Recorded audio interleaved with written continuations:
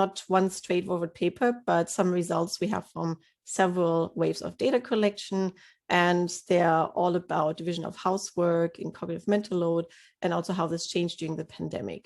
And so this will probably result in several papers, hopefully. And I also want to acknowledge my collaborators on this project, Hijab Chang, Shveen Kanji, and Lucia Machia. Okay, let's get started. Oops, there it is. All right, so when we started the project, we basically wanted to just look at the mental load. We discussed studying the mental load before the pandemic happened. And then when the pandemic happened, then we said, okay, let's now look also at changes and how couples divide the mental load. But what is the mental load? I think what started the concept of mental load, at least among the general public, is this very nice comic that first appeared in a French newspaper and then also appeared in English in The Guardian in May 2017, so actually not that long ago. And it's a nice comic because it demonstrates very nicely how women often take on a lot of household management tasks, which are invisible, so nobody really sees that this can be exhausting, that it can be affecting women's well-being, and that these are tasks that need to be done. So if you haven't seen it, please have a look at this comic. It's quite fantastic, and I think summarizes very nicely what researchers are now looking at. So since then, the concept of mental load or cognitive load came more and more to the forefront, at least in the popular press and definitely in academic circles. So for example, the cartoonist Emma, which I just mentioned, she now has a whole book on the mental load, which is also quite nice. Then we see headlines in publications like Forbes, the BBC, The Guardian all the time. So for example, here's a BBC article about the hidden load, how thinking of everything holds moms back. And this just came out a few weeks ago. Or here, a Guardian article, which is from last year at the beginning of the pandemic. And this also mentions the mental load in the context of women's domestic burden. This is a tweet that was just came out last week. So I thought, oh, it's so nice. I'm going to put that in the presentation.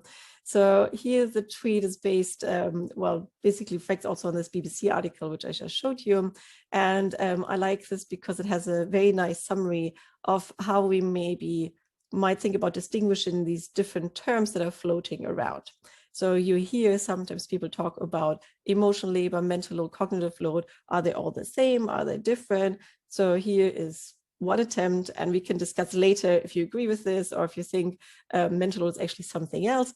But here is one attempt at distinguishing these. So basically here, cognitive labor would be organizing the household management tasks, emotional labor, managing the family's emotions, and then the mental load, preparing, anticipating everything, emotional and practical, to make life flow. So maybe the mental load is a bit of a combination of the two. And it would be quite nice to actually discuss this later if you agree or not. So first, a bit of background on what we were trying to do here. So when we started out thinking about how we want to look at the mental load or cognitive load, and again, can discuss later what definition you have for yourself. So we first looked at studies who had looked at it, and a lot of those studies were qualitative, looking at unequal division of labor, and then also mentioning that there is this mental load of household management.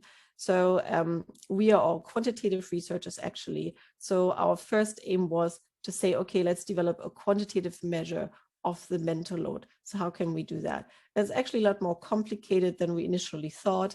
So we can use qualitative studies definitely for inspiration, but then how do you quantify it? Because when you look at household management tasks, there are so many. So should we ask for 50 different tasks or just some? Should we actually not really ask about tasks, but should we ask about if thinking about organizing a household burdens you in some way, the different approaches, and we'll discuss them a little bit more later as well. Now, one article that got a lot of attention by Alison Daminger just 2 years ago categorized very nicely different dimensions of cognitive labor. I'll get back to that in a few slides.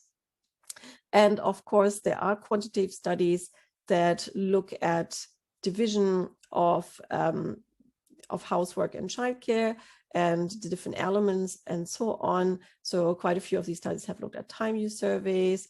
And they often distinguish between routine and non-routine childcare and housework tasks. And that's something we also try to do, because what previous studies have shown is that quite often routine tasks fall on women. So this could be, okay, who makes sure the kids are dressed in the morning, and quite often non-routine childcare, which are often more interesting, are more likely to be taken up by men, or at least to a greater extent than the routine childcare tasks. And that's also true for housework tasks. So then there's also the question about which tasks are actually more pleasant, and how do couples divide this up. And also, what should we actually consider if we look at housework tasks? Which items are actually interesting to look at? So lots of things to consider, and we try to account for many of these things. Now, what do we mean by the mental load? So again, you see this term floating around quite a bit in the popular press now as well. So not necessarily everyone, I would say, has, I wouldn't say there's very strong consensus on what exactly is the definition. So again, maybe something we can discuss a little bit later. But here is one definition. So the mental load here is about the cognitive dimension of housework. Oops.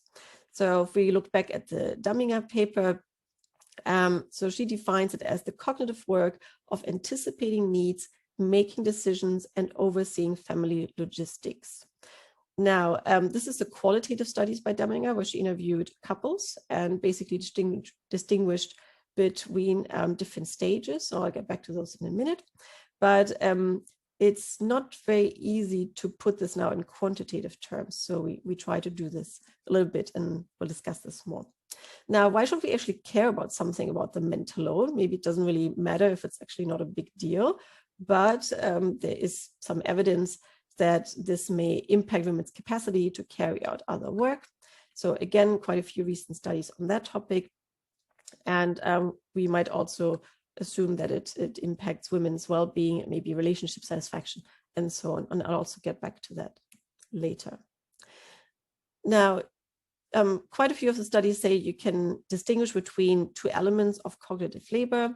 So the first one would be the management of housework.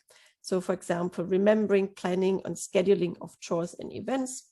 And then the second element here is the affective element of the mental load. So what's also called emotional labor. So this could be, for example, worrying about children's well-being, making sure everyone's fine in the family, also worrying about your own well-being, and so on. And what we do here is we focus mostly on the first element. And we had quite a few discussions on that. What do we put in? But for our quantitative measure, we focused on the management of the household.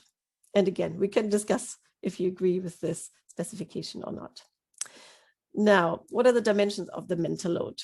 So we included in our measure housework tasks and childcare tasks.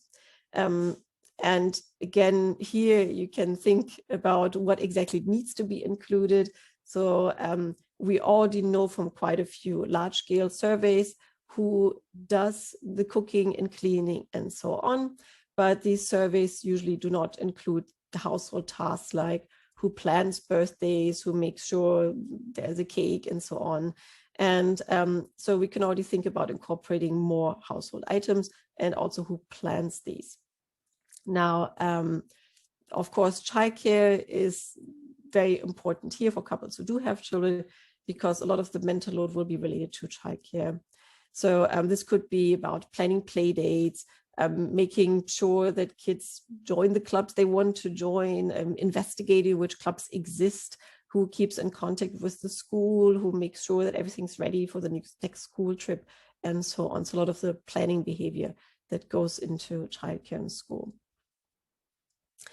Now, we can also distinguish between different phases of the mental load, and we found that very difficult to quantify, because in qualitative studies, you can maybe clearly distinguish these, but in quantitative studies, when you ask people, so who anticipates, let's say, who anticipates that there is a birthday and plans for the birthday and identifies what needs to be done for the birthday party, then who makes the decisions about what presents do you buy, what cake do you bake, and so on. So people don't necessarily distinguish very well with that in a quantitative survey. So we then kind of ended up more or less combining these stages.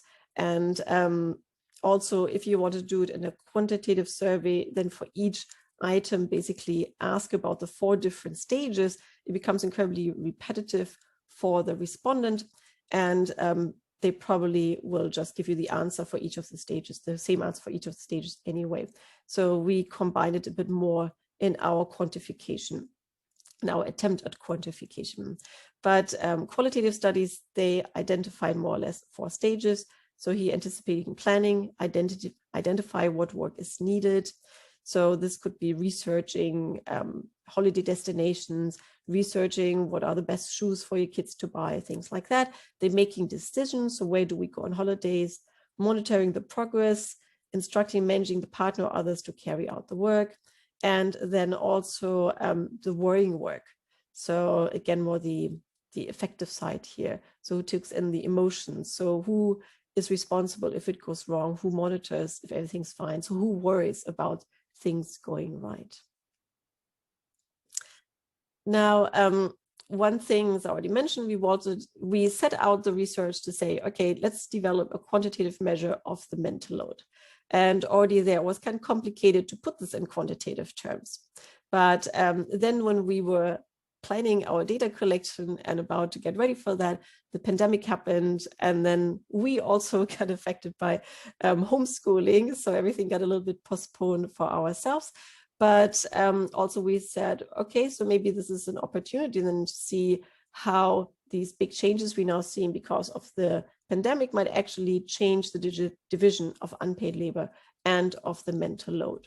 So let's look at that. And that's what we did in part of the survey, which I will show you in a minute. So, but what did we generally see during the pandemic? So did the pandemic actually reshape the division of unpaid labor? I'm mostly looking actually at the UK, but of course there's studies of other countries as well. So what we can observe in the UK and surely in many other countries is that key workers are often women. So they might actually be out of the home, and office workers in many countries, they had to start working from home. So this might mean that potentially there is now more of a need, an urgent need for fathers and men to be engaged in unpaid work. So for example, if the mother is a key worker and has to leave the house, but the father is at home, and since there's no school, he has to homeschool. So can we actually then see a lot more involvement by fathers and men in general? And quite a few studies have already looked at that. So you can see there are actually a lot of 2020 publications on this topic. But also we can imagine an increase in unpaid labor. So for example, in the UK, schools were closed for quite a long time unless parents were key workers. And so people increased their unpaid labor definitely with respect to homeschooling, but also with other aspects. Suddenly there's more need for cooking because children and maybe both partners are at home. There might be more need for cleaning and so on.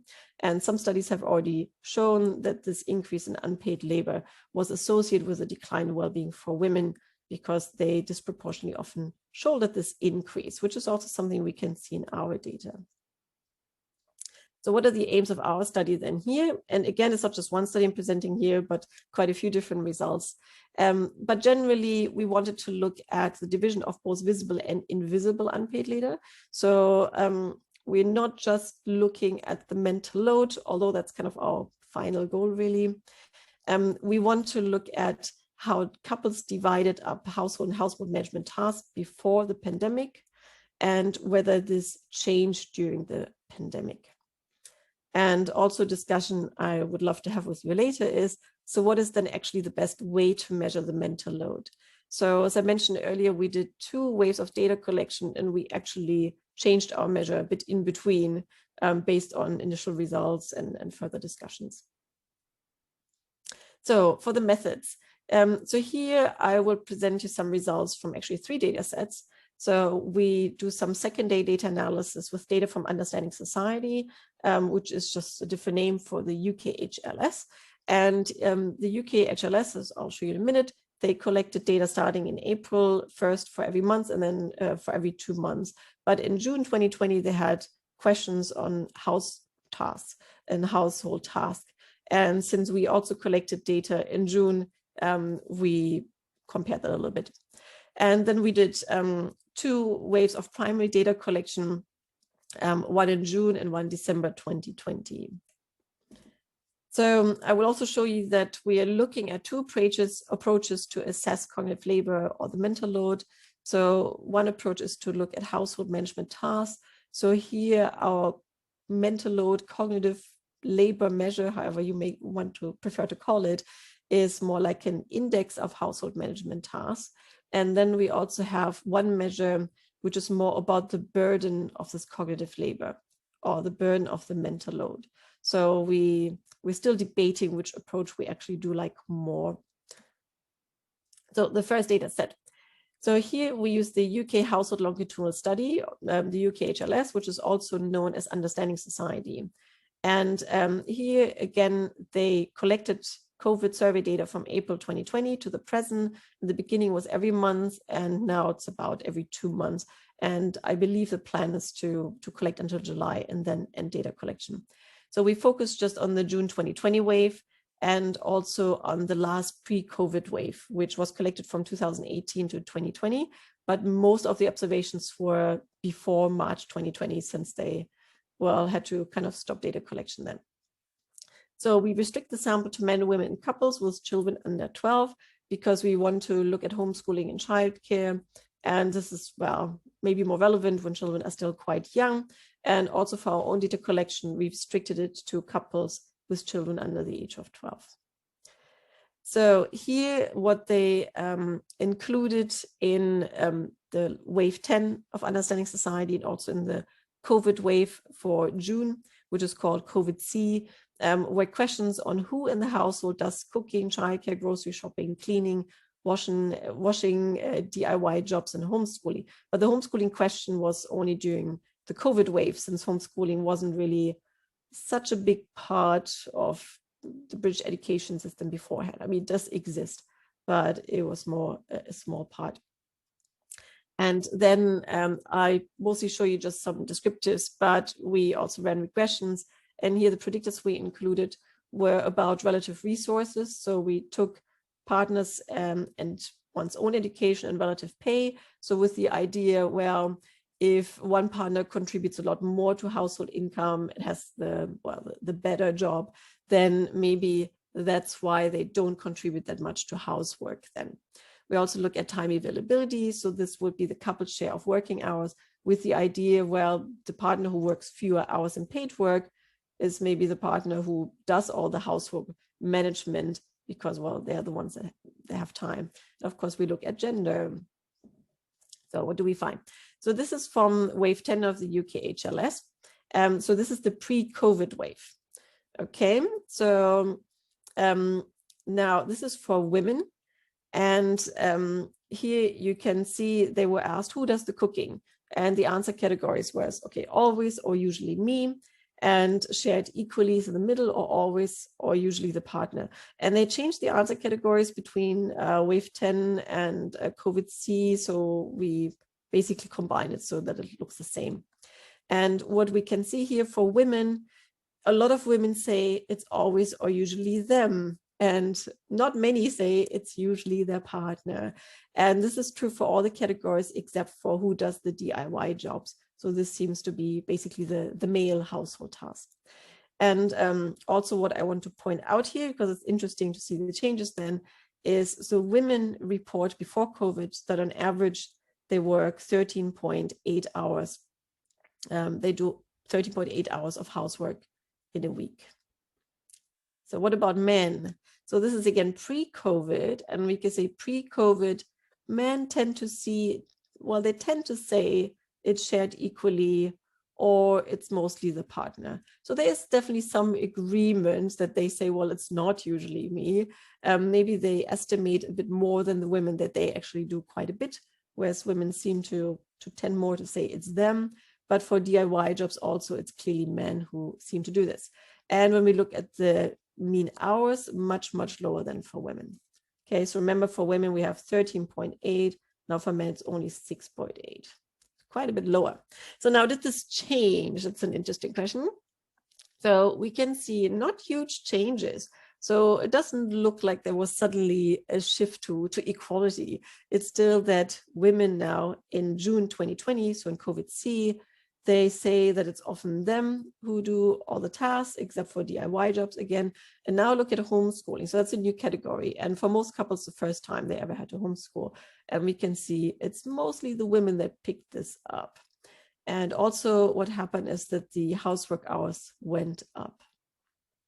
So how about men? So men also see an increase in hours. Now it's 9.5, before it was 6.8. But also, again, they don't claim it's suddenly them doing everything. So responsible for homeschooling, they also say, okay, it's mostly my partner who's doing this. Okay, so it looks like we see an increase in unpaid hours for both men and women during the early months of COVID-19. However, the division of unpaid work is still very unequal, even if we assume that quite a few women are key workers, so they have to leave the house, and that quite a few men are now working from home. Still, it's very unequal division of unpaid work. And what's interesting, though, what you can see in the survey and also others, that men took up more grocery shopping during the pandemic. And this could be because it was seen as a bit of a risky thing to do. So go out, do the grocery shopping, potentially being exposed to the virus. So this risky activity now seems to be done more by men than it was beforehand. We also ran regressions. I'm not showing you the tables here, but what we saw in the regressions, then using basically the different tasks as dependent variables, we could see that gender is a very important predictor who does the task, more so than the relative resources or the time availability. So it's not purely a story of, well, women are maybe working part-time and they're doing fewer paid hours, so therefore they're doing all these household tasks. It's not purely a story of that. So accounting for how many hours they work and how much they contribute to the household income, we still see that gender is a very important predictor of who does these tasks. Okay, but now maybe the more interesting part here. So since Understanding Society, which is a fantastic data set, and they have, representative data, fantastic sample size, so really, really nice to work with these data, but they don't have all the measures that we want to have. So we then went on to collect our own data. And since we were already planning to try to collect quantitative data on the mental load, we said, okay, so let's now collect it during the pandemic and ask people what they did beforehand and what they're doing now to see if there are any changes. So a problem here is that it's retrospective. We did not ask people in February 2020 and then again in June 2020. That, of course, would be ideal. But what we did is we asked them in June 2020, and it's UK data, so you have to think about the context. So basically, the UK was just at the end of the first big lockdown. So schools were closed for most children, just key worker children could go to school.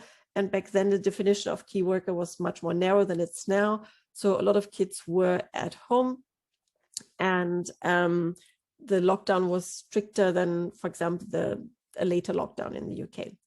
So we collected 334 responses, and this is actually 50-50 between the genders. We collected this through Prolific Academic, which is quite a nice survey institute to use in the UK. And so participants were paid for their participation. The survey took about 10 to 15 minutes on average. And we restricted the sample to people with certain characteristics. So people had to live with a partner, have at least one child under the age of 12, because we were interested in childcare. It's just more relevant, more burdensome with young children. And in our questionnaire, we now include items on physical and cognitive load household tasks. And we also wanted to look at changes then.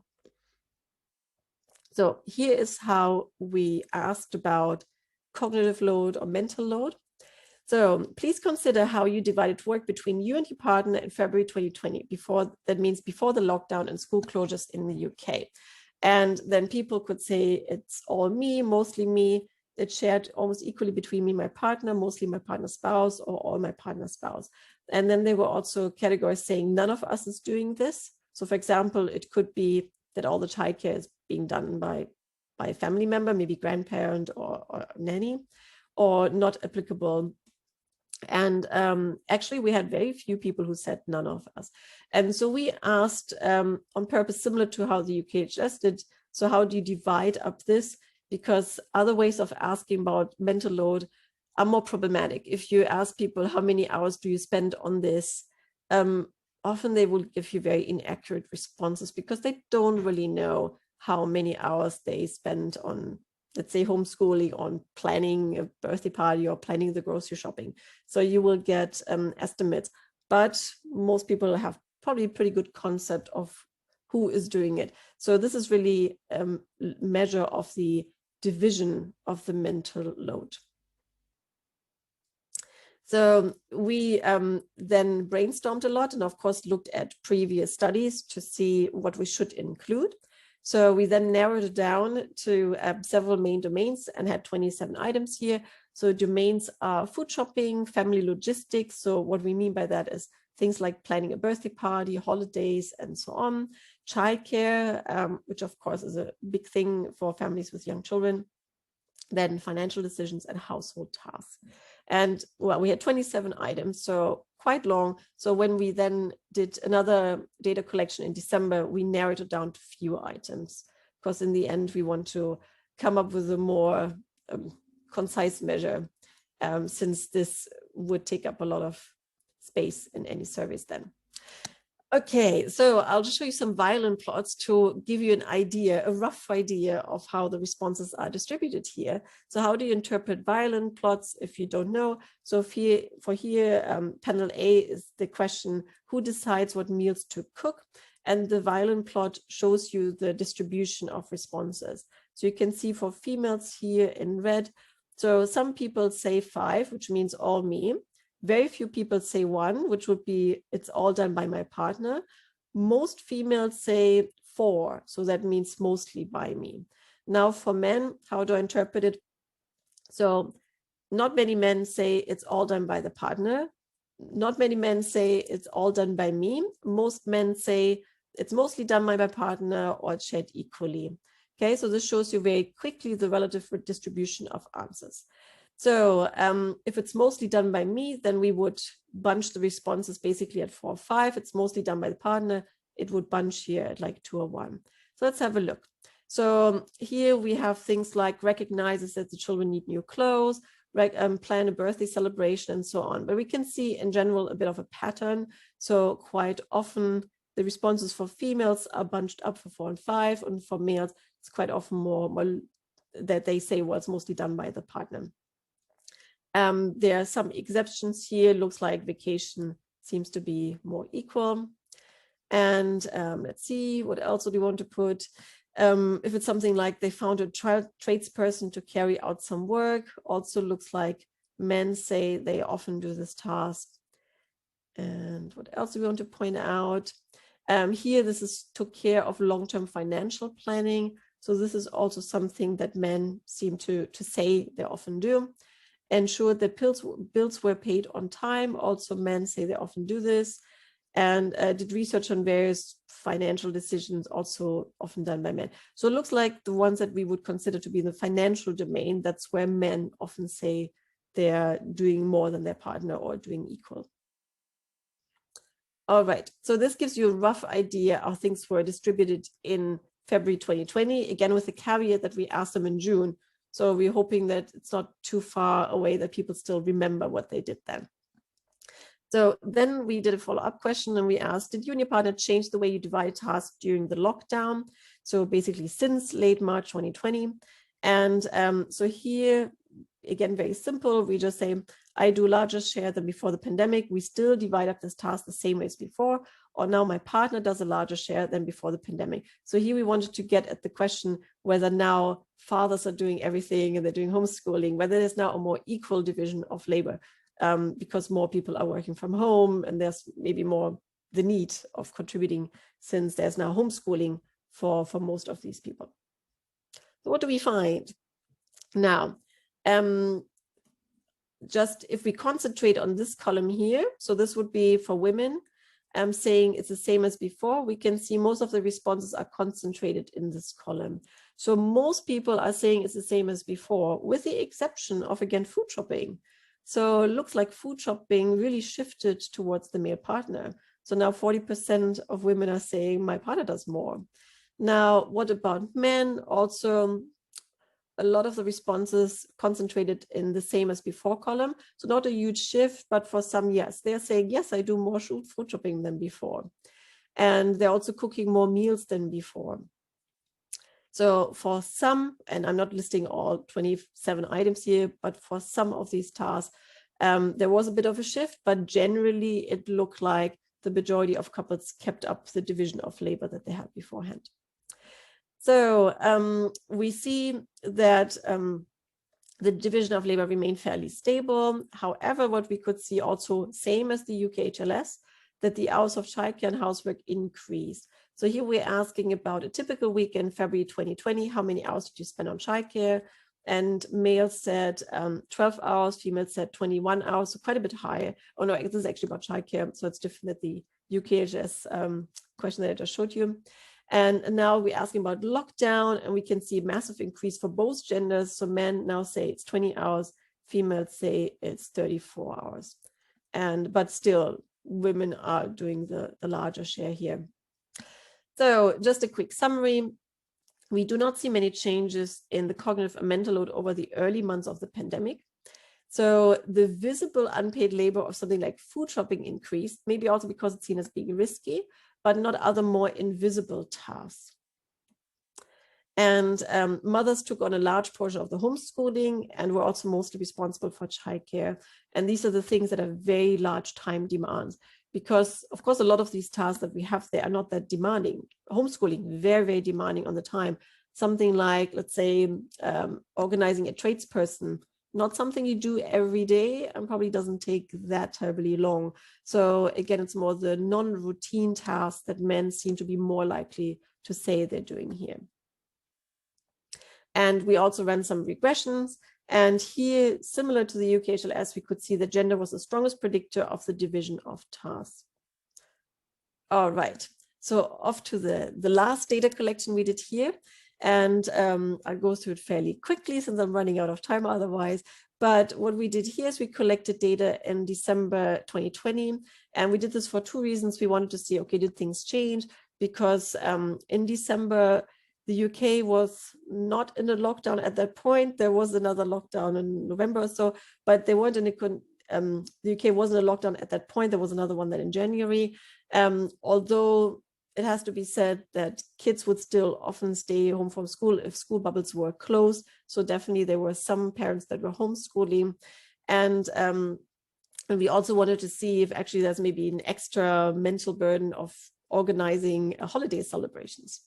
So we here have a sample size of 460. Out of those, roughly 1/2 are women.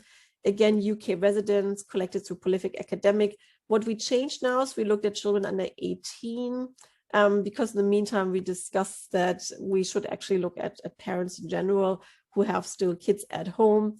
And so we expanded the age for the child from 12 to 18. And we cut quite a few of the tasks, the household management tasks that we had beforehand for various reasons. Some reasons were that some of the tasks had very low response rates because it wasn't relevant for people. And some also seemed very similar to other tasks. So we narrowed it down quite a bit more. And then let me think, I think instead of 27, we then ended up with 15 tasks. So here, okay, I'm not sure if you can read it very well, it's quite small probably, but here are the tasks that we had them. And here this is now coded as 1 means the man does everything, 5 means the woman does everything. So if you ask women, so basically if she now gives an answer that's above 3, she would say, okay, it's mostly, I'm mostly doing it.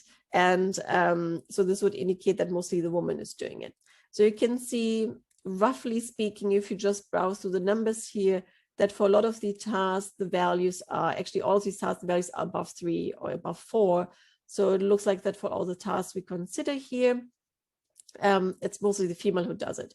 Now, what about the man column? So their opinion. So again, above 3 would mean it's an average, it's more the women who do this. And 2 would mean, actually at exactly 3 would mean it's equally shared. So we can see here that for monitoring the family budget expenses or arranging outside help for household tasks, men say on average that they're more likely to do it than the woman. But for most of the other tasks, the value is above 3. So they say, well, it's more the woman's doing it. And the differences here are significant for the genders. So not a big change from what we saw in the first wave, right? We now narrowed it down to fewer items, but really we still get pretty much the same result.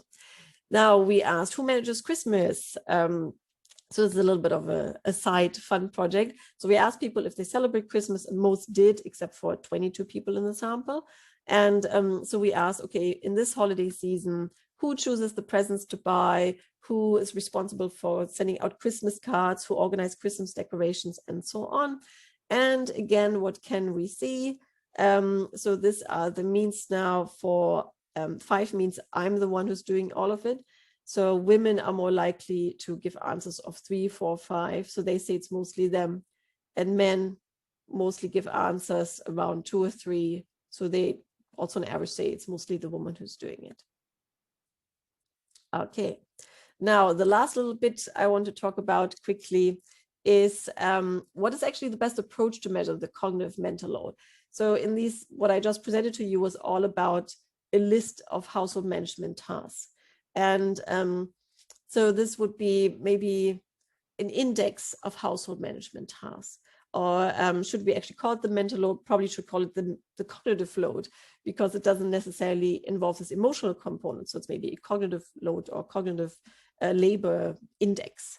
So we can discuss a little bit the terminology here. So in our second data collection in December, we actually put in quite a few other measures that we thought get more at this of the burden of household management. So here's one of the measures, and there are a few others which I need to look at a little bit more closely. But here we ask, okay, due to all the thinking and planning I do to make sure my household and family runs smoothly. And now the question is, how much do you agree with each of these things? My sleep is disrupted. I'm unable to carry out as much paid work as I would like to. I'm unable to carry out as much socializing leisure as I would like to. The relationship with my partner is strained. So 1 means you completely disagree. So it means you're actually off quite well. 7 means you have quite a big burden here. So your relationship is strained, your sleep is disrupted, and so on. So a higher number means more burden. So this is what we got. And this is basically just showing the means for everything.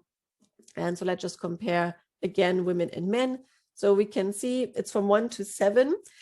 But if you just compare, women give higher values for each of these categories. So they're more likely to say their sleep is disrupted, they're unable to carry out the paid work they want to carry out, they have the leisure that they want. They're also more likely to say that the relationship is strained. And here, this is just the combination of these 4 and then taking the mean. And so we can see on average, this burden of the mental load is higher for women than for men. Significant difference. Now, we wanted to see how this correlates with some of the other measures we had here. So this is a bit preliminary, but just to give you a rough idea, there's a correlation table here. So let's just look at the first column here. So this would be correlations with this mental load combined measure that I just showed you, the burden, but the combined one. So we can see negative correlated with satisfaction with relationships. Makes sense. There's more burden, probably less satisfied with relationship. Also because one of the items was about relationship strain. It's negative correlated with satisfaction with job-life balance. Positive correlated with job pressure. So this would be about, you feel a lot of pressure at your job. And now we also correlated with the items, but I'm just showing you 3 here. Otherwise, it's a very long table. So we can see positive and always significantly correlated with actually pretty much all of the tasks that we had here. So when the respondent says, I'm the one who basically does these tasks, so it's all of me. So I'm the one who usually decides what meals to cook. That's associated positively then with saying that there is a burden of this mental load. And actually, we're discussing right now if this is a good label, or if we should find a better label for this measure. Okay, quick summary here. So again, just like we saw before in the other 2 surveys, both men and women state that the woman takes on more of the cognitive load. We also see that for Christmas. And we see significant correlation with relationship satisfaction. So basically, the people who organize all the Christmas cognitive load, they are on average less satisfied with their relationships. But that was not true for life satisfaction or work-life balance. And now this measure of mental cognitive load burden, or however we might be labeling it in the end, is significantly correlated with household management tasks. So it's kind of it's exactly what we're expecting.